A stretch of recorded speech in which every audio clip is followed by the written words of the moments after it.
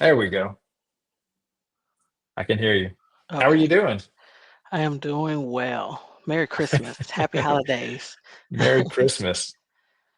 I'm working with Nate to try to, let's see. Nate is helping me produce the show. Okay. And so he has a lot of experience in this kind of stuff. But we were trying to figure out how to go live on Facebook. We use this software called StreamYard. Mhm. And I'm helping a few cities start their podcasts. So a lot of this is as much as putting on a course and bringing them behind the scenes to see how we do some of this. Oh, okay. Um, all right, but so one of the things I wanted to, some of the things I wanted to talk to you about, and well, first of all, how much time do you have? Do You you hear said that?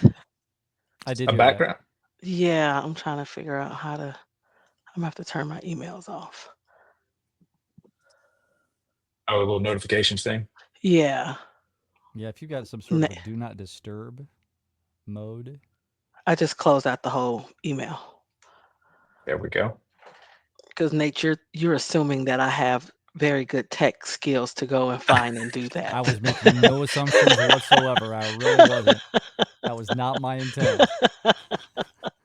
So the easiest way is close it out. Uh huh. Nate, we lost your video. You lost my video? Yeah, Mhm. Let me turn this stuff. Hang on.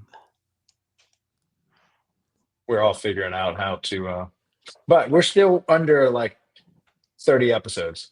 So, Okay, so you get grace. You get grace right now. You pass 30 is gonna be yeah, judgment. that's right. Well, so what we're trying to do is help. So we want to create a podcast for Parks and Rec nationwide, and then we're helping other cities to start their own local podcasts to help raise awareness about what cities are doing, what events they have coming up, Mhm. services they offer as somewhat of a news channel media company, not company, but an outreach. Mhm. And we've got actually a couple cities are already starting to do this that we're kind of partnering with. And so Nice. we want to just start encouraging all people and try to get all the media people together, like on one group, to where we're all kind of sharing best practices and stuff like that. So this Nate, is my endless plug, which is actually late, but I told you this earlier. So you gonna tell me yes, you did this. Otherwise, Craig, we're gonna have a problem. uh-oh, So you submitted. yes, Oh, okay. Okay. So you already know where I was going. So you submitted. I Okay, did because it it. closed on December 17th. So there's nothing I can do to help you at this point. No, I But did it. I did okay. it. To Orlando, Yes. um, I think is the next one.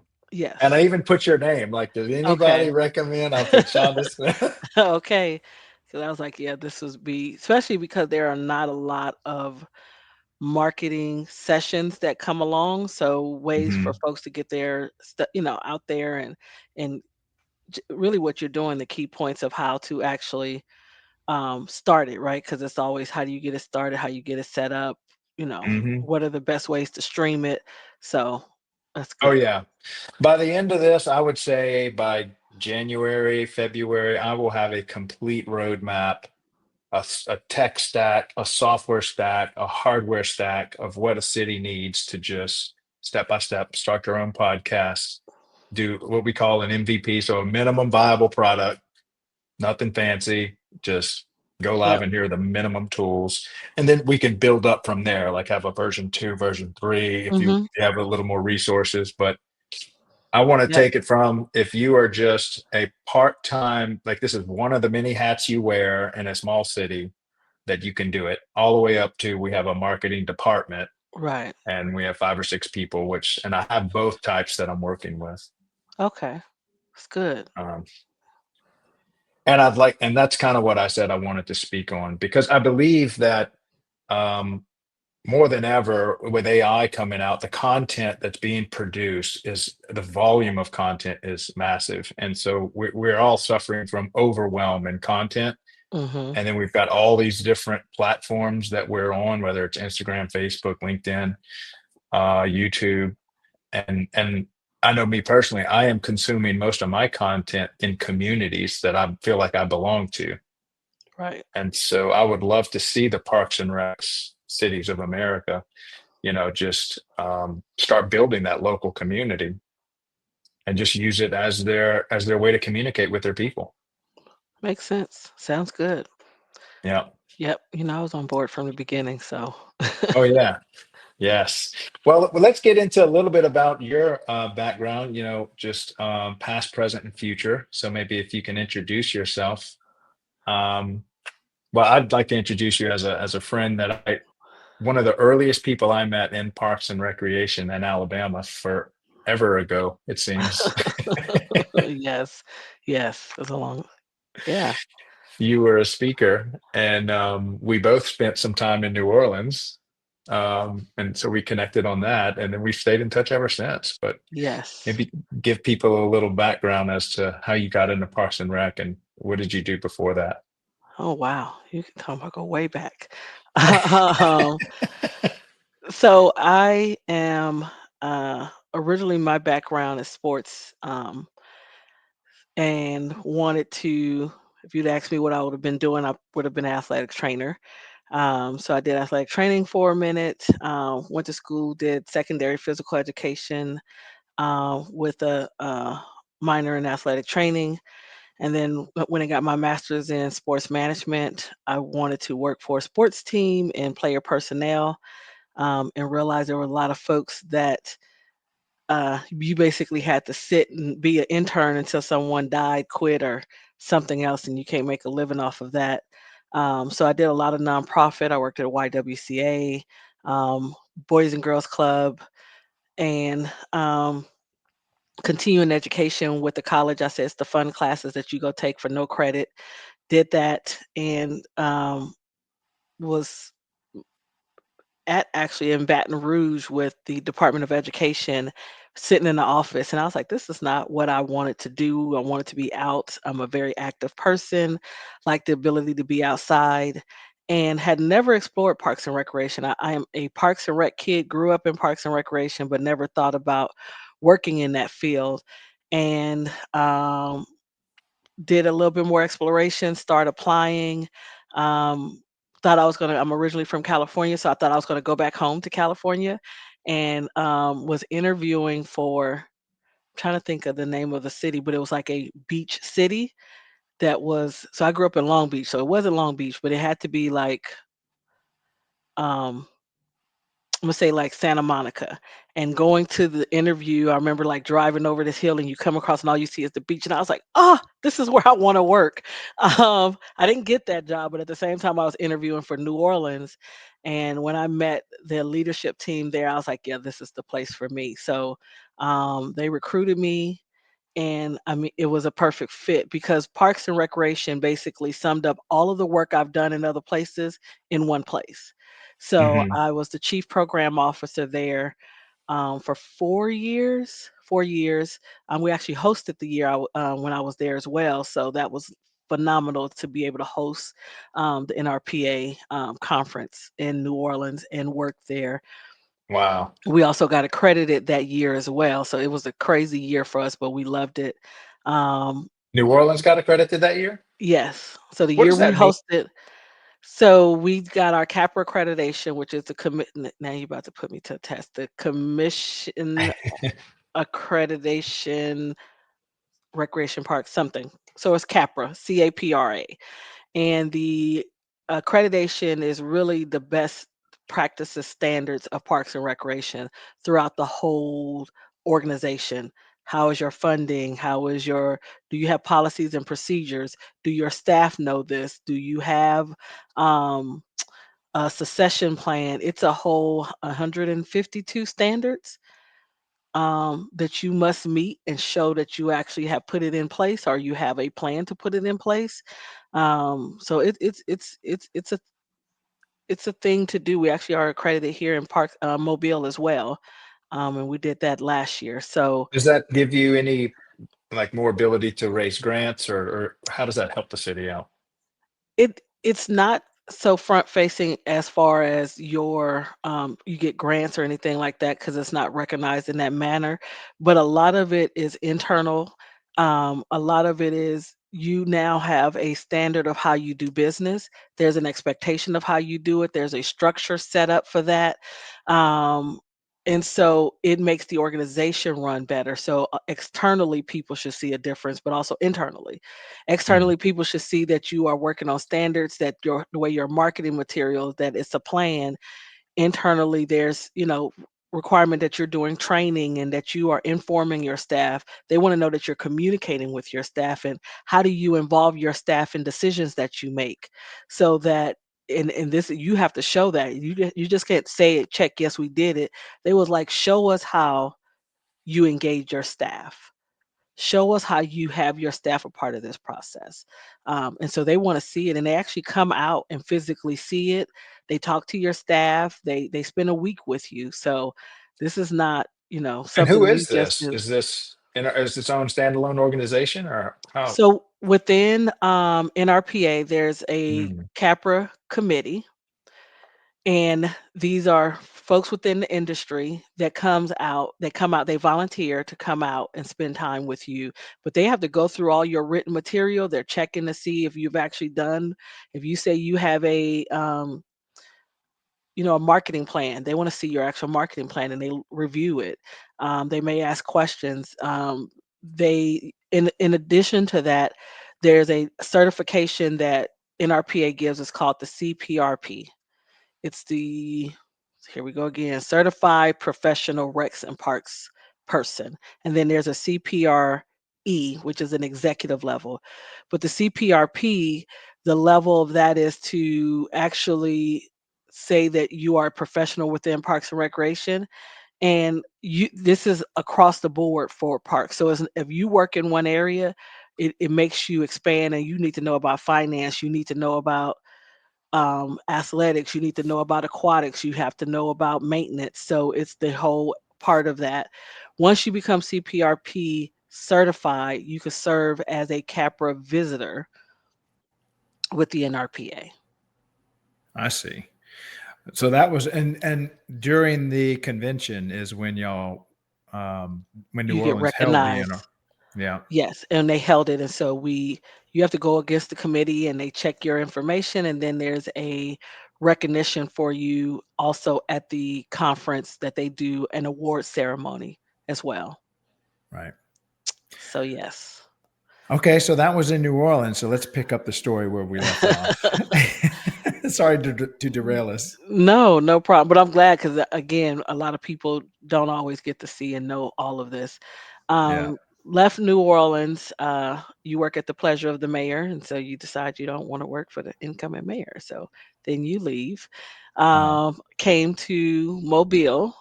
I am loving it here. So I came here as a Parks and Rec director in January 2019.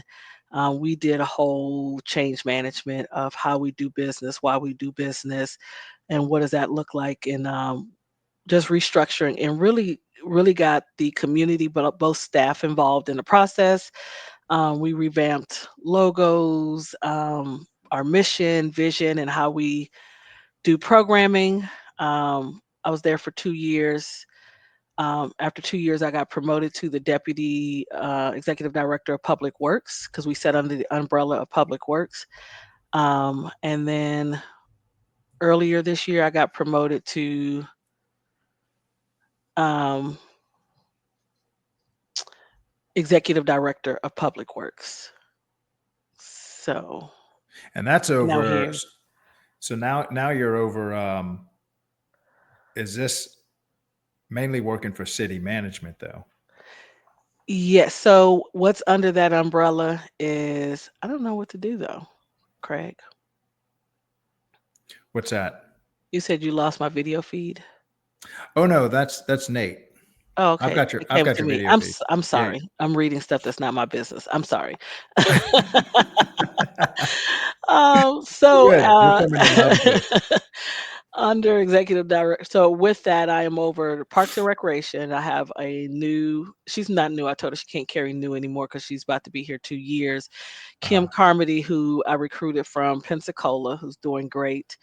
And then I'm over public services, which it encompasses um, You think I would know this by heart now, but it's the sanitation department, which is your garbage, trash, recycling. It is the motor pool for the city, the whole fleet system for the city.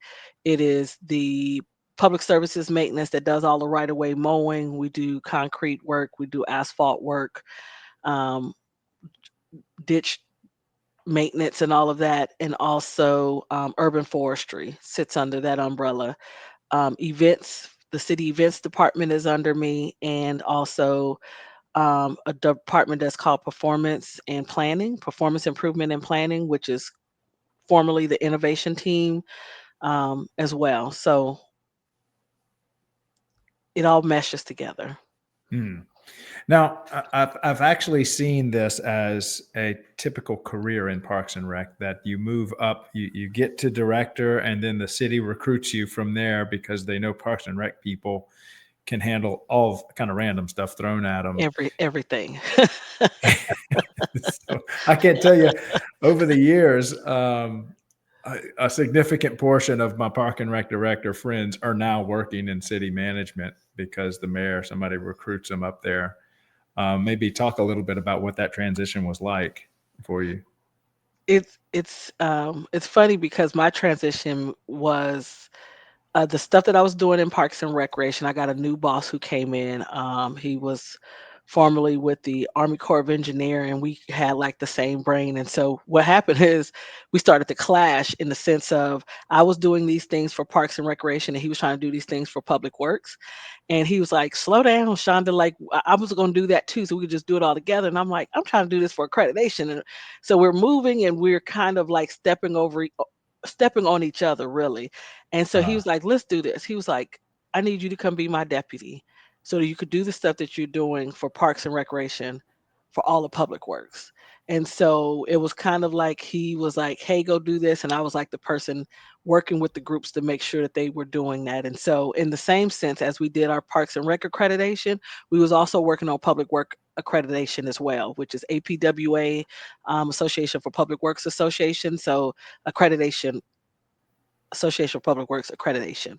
And hmm. so we were doing two accreditations at the same time, to Wow. do that. And so a lot of it overlapped. Some of the work was able to cover for and the other. And at that time, what was under public work was also engineering, traffic engineering, real estate asset management, urban development, and projects and program management. So it was a bigger umbrella. So it was getting all of those areas under the same structure to be able to create and finish the accreditation across the board. Hmm. Well, and that's so. What do you think of the big differences between working as the Park and Rec director and working in the city management? It is completely different. I would say that, because anyone who does Parks and Recreation is fun. It's something different every day.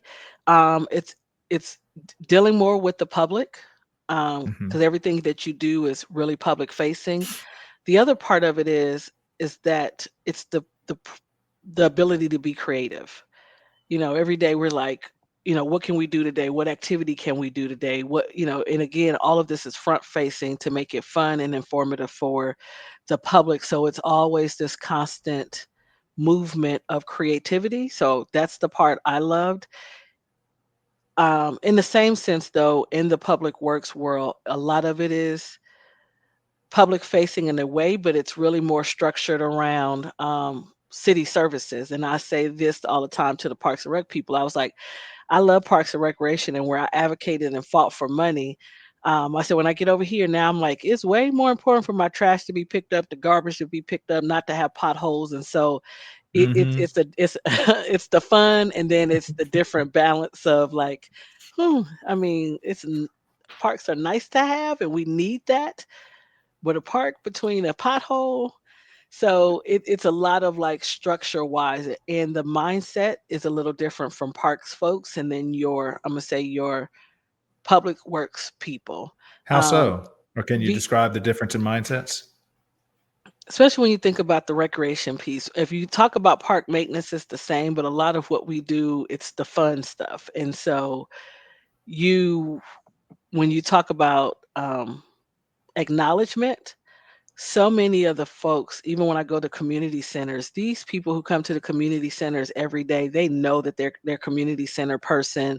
They know who that is. They've gotten to know them. They've become family. So they're doing Christmas together. They're doing Thanksgiving together. They're doing birthdays intentional together. And so they get to see the benefit of the work that they do because these folks are coming back.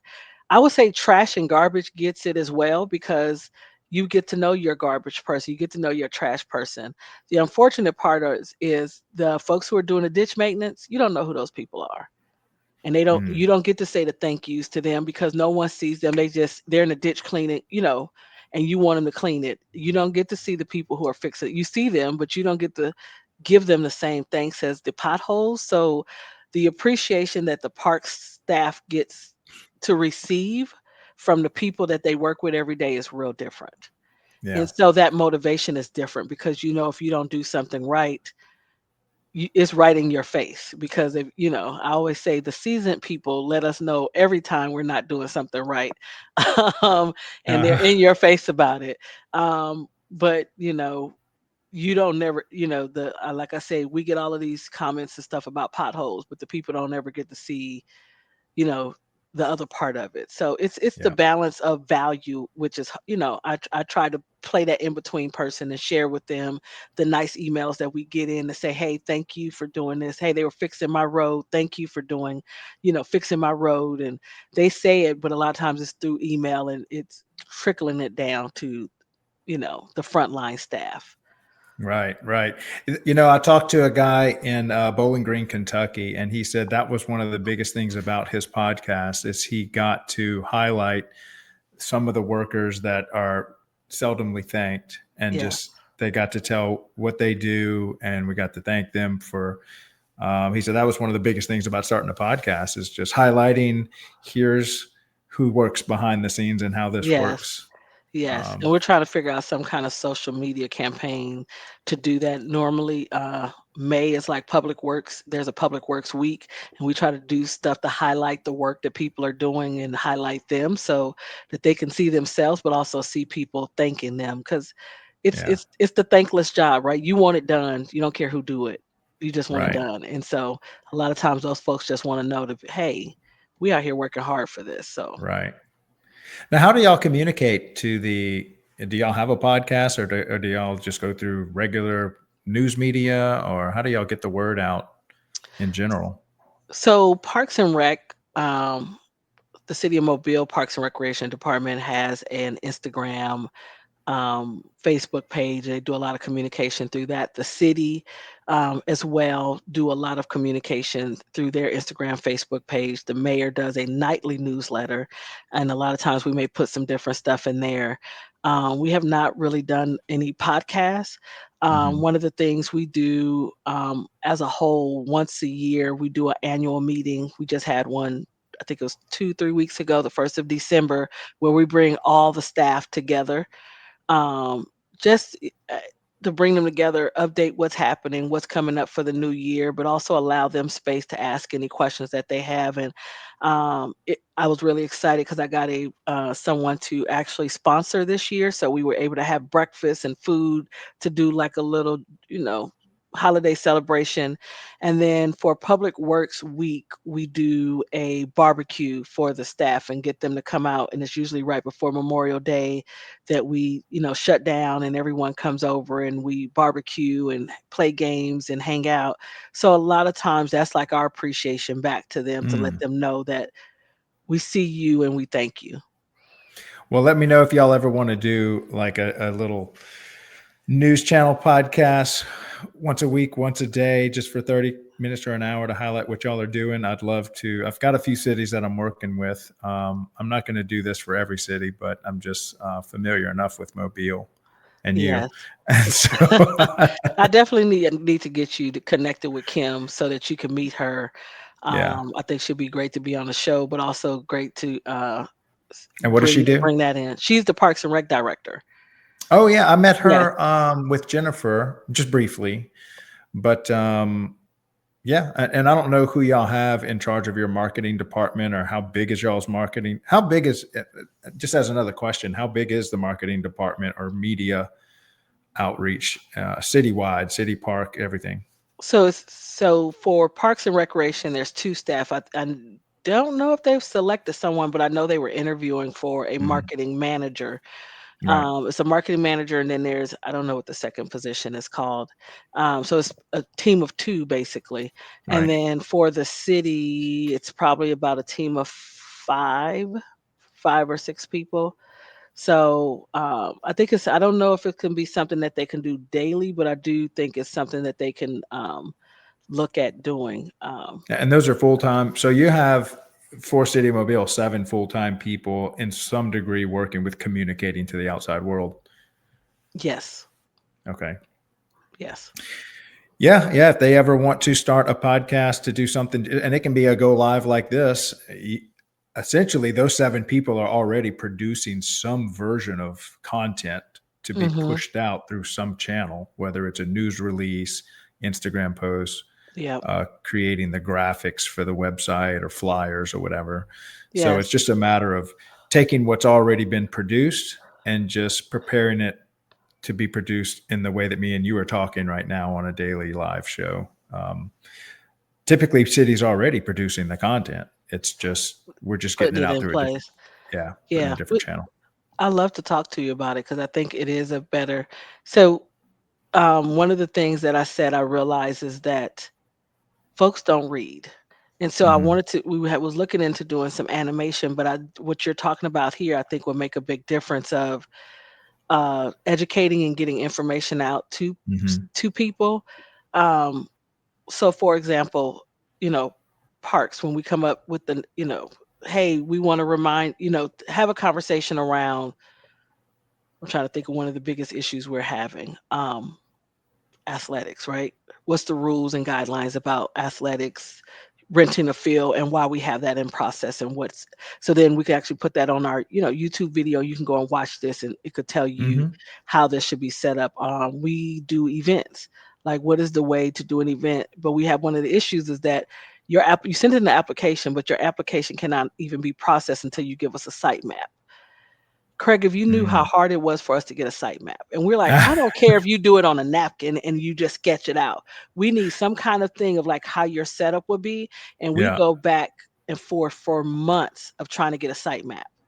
yeah, But if we did this and, did a session on events and, talking you through, I think folks will listen to that. So actually, yeah. yeah, I think it's a very good idea. Yeah, you'd be shocked at how many if you go live, let's just say at lunch or at 8 a.m., you'd be shocked at how many regular listeners from your city that use your parks you'll pick up, and then how much newsworthy stuff.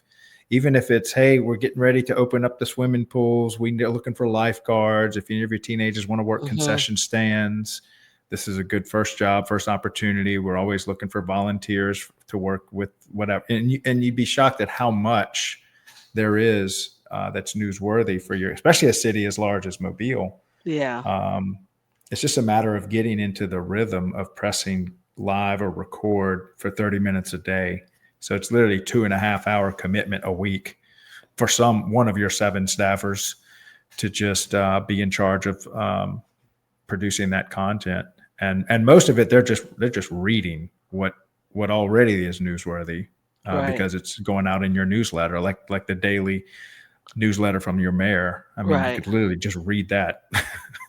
Hmm. um, Yeah, so but yeah, there is a need yeah, of interaction, so I do yeah. like that. And so let's talk about, now that we've covered the past a little, Mhm. and I think the present. What does the future of Parks and Rec and then city government? Is there anything in this new world today that's affecting y'all having to change a little or move a little? We are behind the ball on this because it's the slow trickling part of this, and I know Hmm. a lot of colleagues are having this same struggle. We are now trying to manage unhoused people in our parks. Mm. That has not. I tell you, when I came in 2019, that was not an issue we were having at all.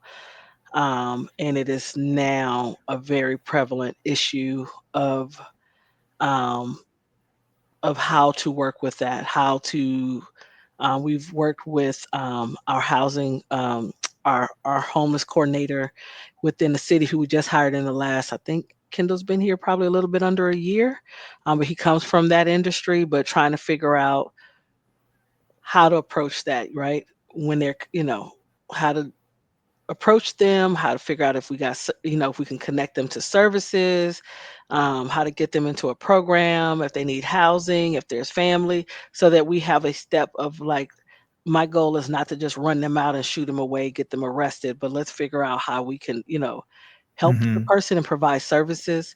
We've had a lot of, we've changed a lot of our locks to the automatic lock that it opens at 8 a.m. but closes at locks automatically at 5 p.m. Because we had a lot of unhoused people, sleeping in bathrooms, and it always scares me because just gonna be, parents are not always vigilant, and you send your child to the bathroom by themselves, and I'm like, I don't want to get the phone call that somebody's child is missing. Hmm. Somebody went in the bathroom and was attacked, and so it's like, how do we keep these bathrooms clear? So we've put staffing at bathrooms that, rotate and check bathrooms at our, our high sites, our highly used sites, and sites that are not highly used, we've locked the restroom.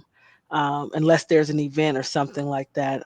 Just trying to figure out how to regulate that um, has been a new challenge that we have not had to deal with in the past.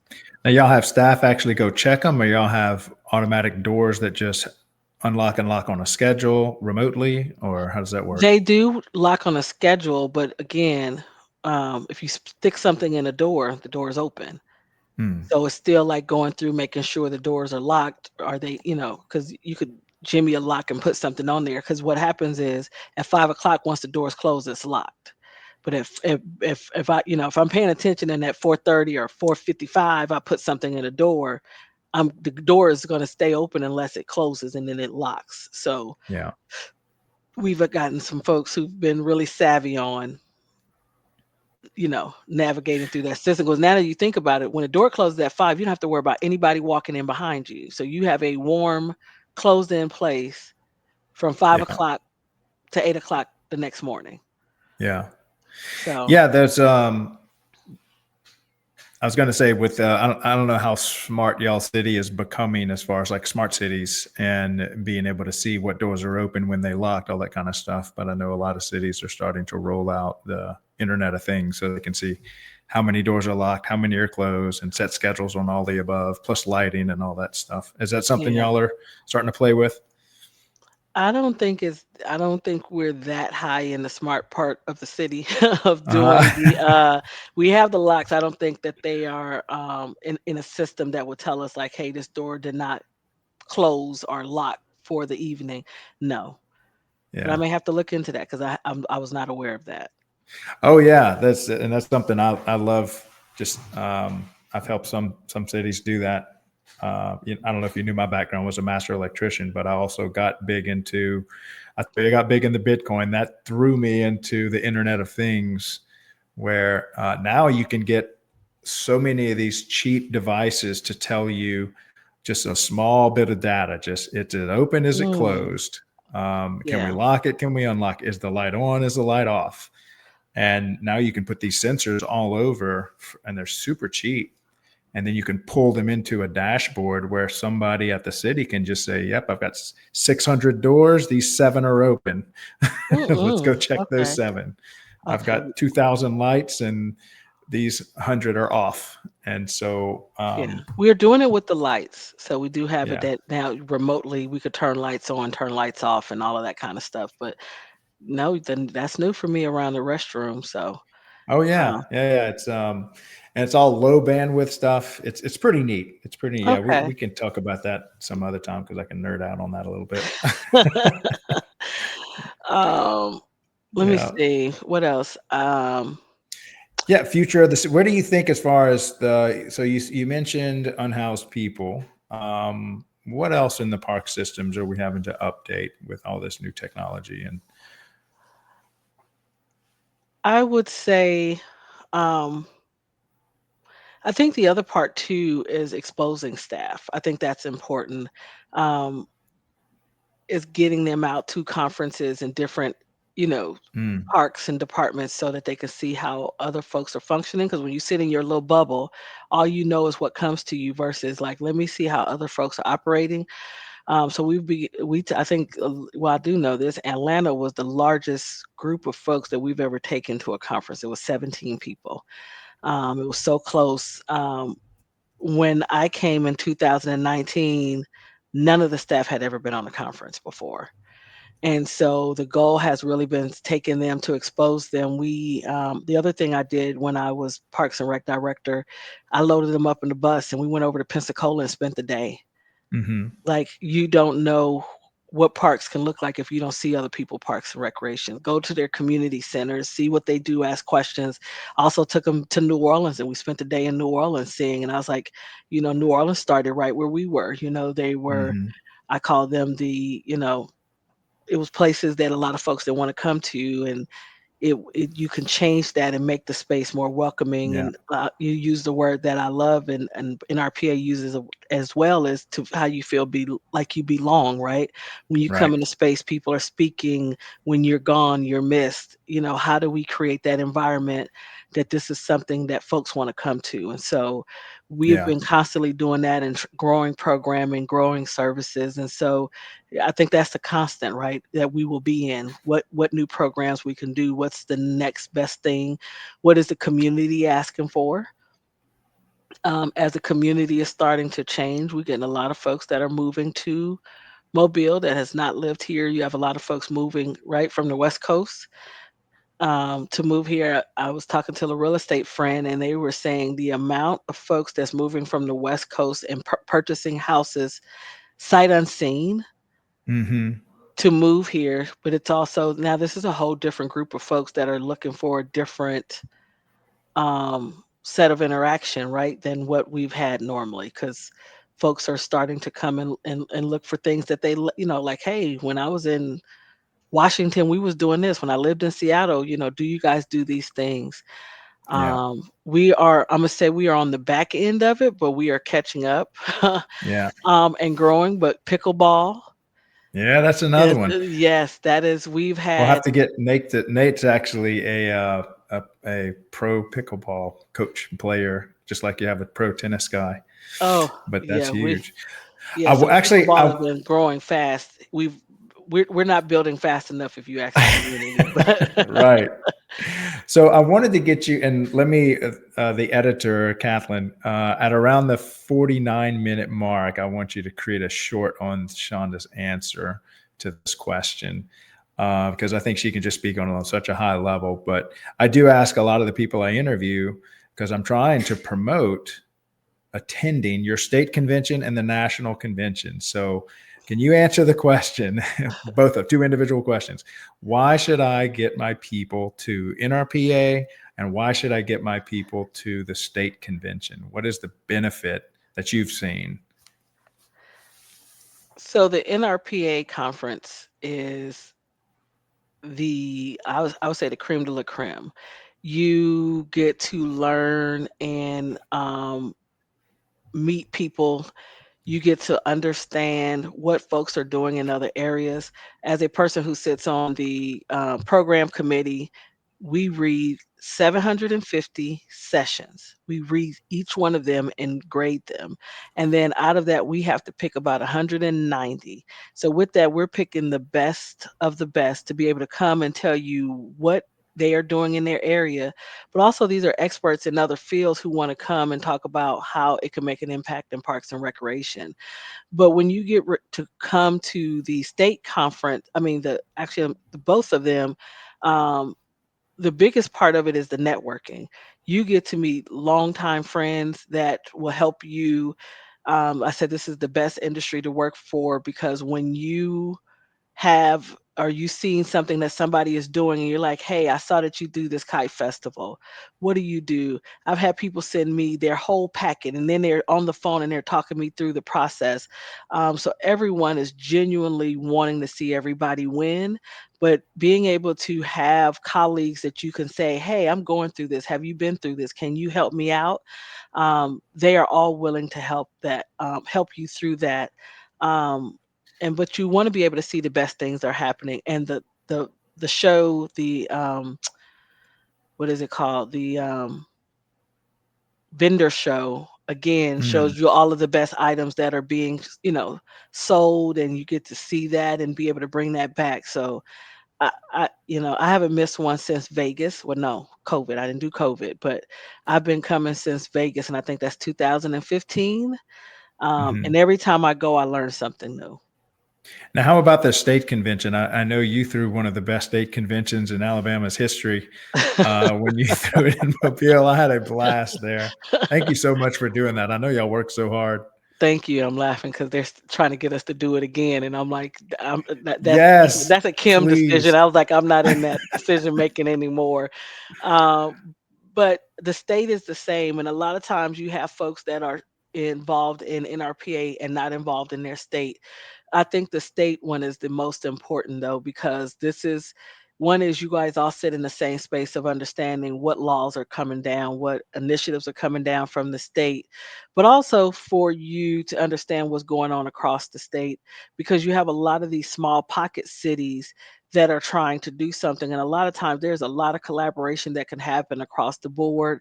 It is showing something that you're doing. So for Alabama, you have like Huntsville, Birmingham, Montgomery, and then Mobile, and then you have a lot of the other cities in between. But some of these smaller cities are doing an outstanding job. I'll say this, like the Kite Festival, we got it from Huntsville, and we, talked to the folks up there and we connected with them, and now we do that as well. So now you got it at two ends of you got it at the most northern end and you have it at the southern end as Mhm, well, to try to get folks to come in. But it's being able for us to support each other, because a lot of times these smaller cities also cannot afford to send or go to the state conferences because it's so expensive. So it's important to send them to your state conferences so that they can begin to understand and also get involved. mhm. Yeah, and I will say that from a very organic, natural way, you don't have to worry about a city competing to run a park system inside your city. Your Mhm. city is your city. And so I think that just fosters a lot of collaboration, cooperation between cities to share what works, because you really don't compete for the same Mm-mm. citizens. No, we Um, don't. and so I have found, as, at least in the park and rec system, just an unusual amount of collaboration between each Yes. other. So they're very helpful, and they literally would just give you the playbook they just spent two Yes. years building, Yes. and Yes. thousands of hours of man hours building. They're like, here you go. Here's 2 years worth of work. So Yes. you don't, and So that's you your don't have to starting do point, it. Yes. right? Yes. It's beautiful. Yeah. Fantastic. Well, we're going to turn that into a short and post that all over, because I've I can't get over how many cities do not attend Hmm. their state convention or the NRPA convention, and it's such a great resource. Now, another one I'd like you to speak on. I'm always encouraging young kids to consider parks and recreation as a career path. Mm. So, could you maybe speak to a young person in college? Why should they consider getting in the parks and rec as a career? Yes, that I think that's funny. Like I said, I never thought of Parks and Rec as a career, but it has done me well. Um, but it is for the person who is a creative, definitely. If you love doing things and love stuff to be constantly moving and changing, and the ability to be able to change and do something different daily, Parks and Rec is definitely the industry for you, because there is such a wide gamut. It's arts, it's athletics, it's aquatics, it's seniors, it's youth, it's adults. It's I say we do from zero, and we have a person as old as 105. So I said we go from zero to 105 until he turns 106 next year. But it is encompassing all of that. And to me, as a recreator, I it's all of the things that you love to do, you can bring to work as well. But you get to meet people. You get the opportunity to have a very diverse setup of doing stuff daily. And I can't stress that enough because it's not all office work. It's office work. It's you throw New Year's Eve, you're doing Christmas, you're doing all of these activities. And if you love being with people and around people, this is again the other ability that you have to do. And it's understanding what you want to spend the rest of your life doing. And I always say you should do what you love to do. And how do you find that in your area? And I say usually Parks and Rec is the one that checks all the boxes, because you could be an accountant, you could be, all those things are in Parks and Recreation as well. So you Hmm. get to be in the world in whatever industry you want to, but in Parks and Recreation. Yeah. Yeah. And I highly recommend it. I can't think of an industry that has more stickiness. It's almost like the mafia. Once you get into Parks and Rec, you're You going to you stay stay there involved. You stay your whole involved. And life. that was like my negotiation of, I was like, do I still get to be with Parks and Recreation? And it was like, yes. I was like, oh, okay, then not, yeah, I'm sure. Yeah. But like, yeah, removing me away from it would not have worked. I still Yeah. have to have some kind of involvement with Parks and Recreation. Yeah. And that's strange because so many industries are suffering from churn rate. Like it's just, the kids will get these resumes of like 9, 10 different places they've worked in 9 or 10 years. And then you've got Parks and Rec over here where did 17 years here and then 19 years here. And then I Yes. retired. Then they brought me back from retirement. You Yes. don't see that going on in any other industry. Mm-mm. So there's something to be said about that. And Yes. it's not necessarily one of the highest paying industries, even though Mm-mm. you do get great benefits. So there's something deeper of what's keeping the Parks and Rec people there. Yes. And that can bring us into one of our final questions is, can you maybe describe what do you think is the why of Parks and Rec? Like Hmm. maybe something deeper, like the value or the mission vision of Parks and Recreation. That's a good question. The why is quality of life. And I say that and I feel like that's still not even the correct. It's not a one term. As I said, I was a Parks and Rec kid. My mom was a single parent. She's a nurse and she would work. So during the summer, if we were not involved in an activity, we used to walk to the park that was about 3 blocks away, have lunch.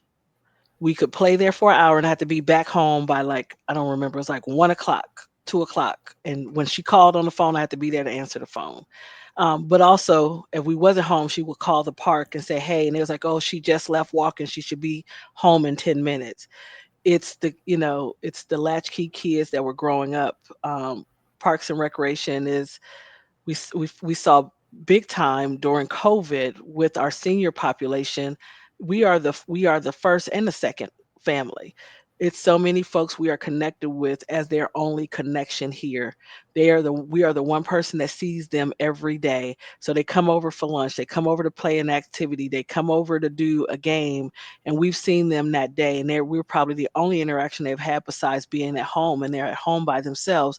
So when COVID came, we wanted to be very active in their lives. And so we did a whole lot of drive up games. We went and dropped off care packages to say, hey, we did phone calls to call and say, hey, how you doing today? Is everything good? And we did those daily. Um, it's a lot about finding a hobby. We have a lot of folks that retire. You got folks that work every day. We're starting to pick up a fitness part. So when you talk about why Parks and Recreation, the Parks and Recreation is your balance to your everyday life. You work, you go home, and hopefully before you go home, you come to Parks and Rec, or you go home and come back out to Parks and Recreation. It is a full circle of bringing in the family, the kids, but it can actually, like I said, it follows you from 0 to 105, as a way to stay involved, and be a part of a community.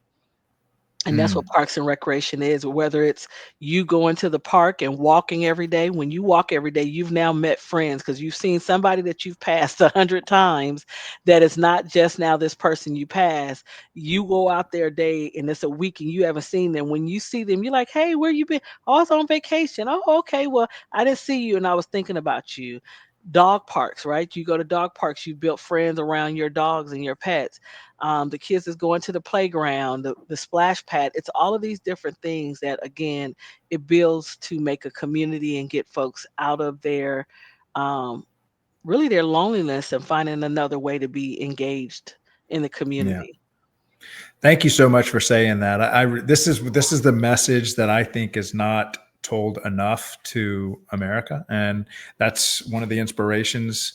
Your answer is one of my inspirations to create a media company for Parks and Rec to get this message out there, because I feel the same way, Hmm. and I use the heck out of my park systems. And I just think y'all are doing great work, are unsung heroes, and I Thank think you. more people should consider a career in Parks and Rec, because I can tell you, y'all have a great time doing some great work, and I can't think of a better a better reason than that. Okay, so we'll end it with a speed round of just 4 questions to you. Uh-oh. It's easy stuff, nothing to sweat here. Favorite book? Ooh, right now or in life? Ooh, both. Because I'm looking at all of your books back there, and you don't know, like I cannot function for trying to see which one of those books I'm interested in. Um, I can make a recommendation, but I want to know your favorite. Yeah, I'd like to know both in life and what you're oh reading right wow, now. wow, wow. What's the most profound book you've read? Ew. Craig, this is okay. Um, hmm. I'm gonna go with the most recent book that I read. That was very Mm. much. I have a book club, and we read. I've been telling everybody I have to read this book.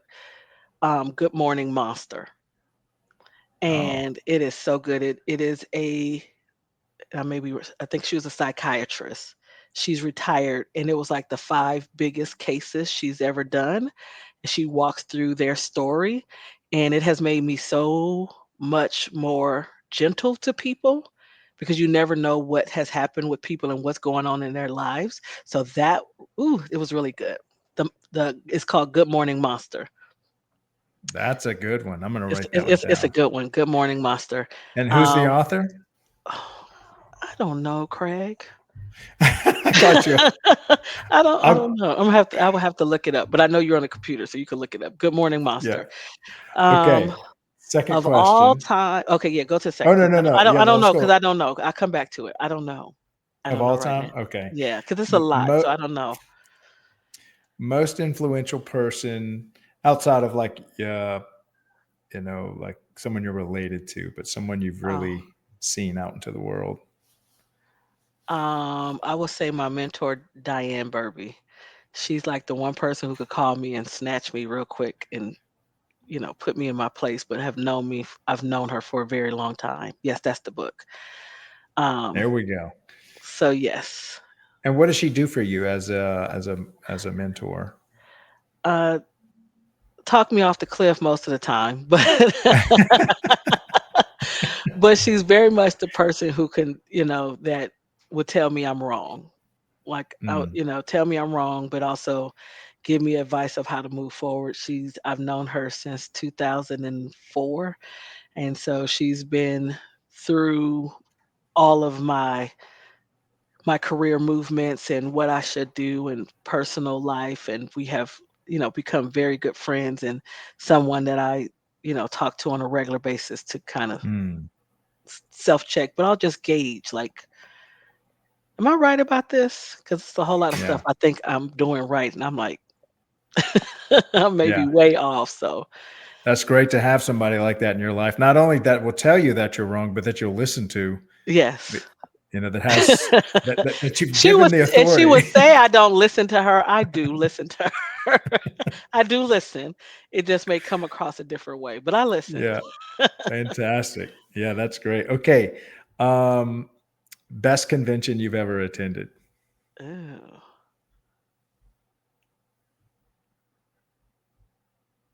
You mean in NRPA or just in? Yeah, it could be a year, it could be a city. I mean, a state convention, or you know, whatever convention was held back in I, time. I'm gonna say Baltimore.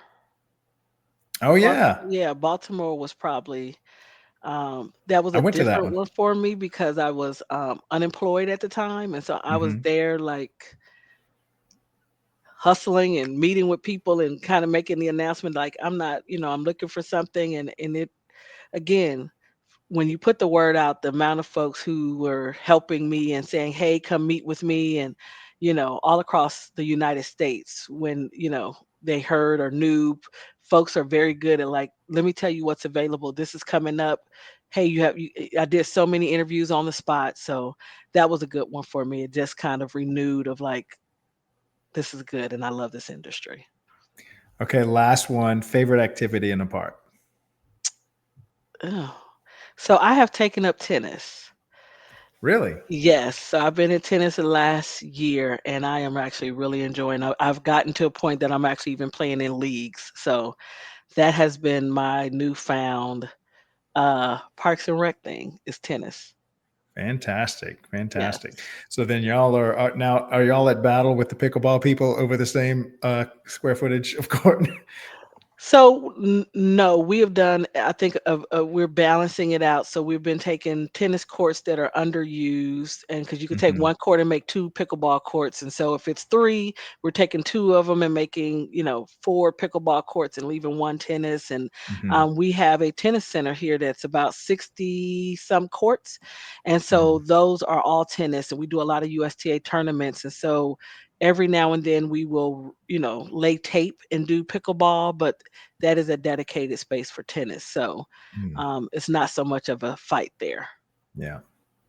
Well, thank you so much for your time. We ran way over. I know so I told you I would only keep you an hour at max, and we're at an hour Yes. and And I eight told you an minutes. hour was a long time and we didn't talk to over an hour, right?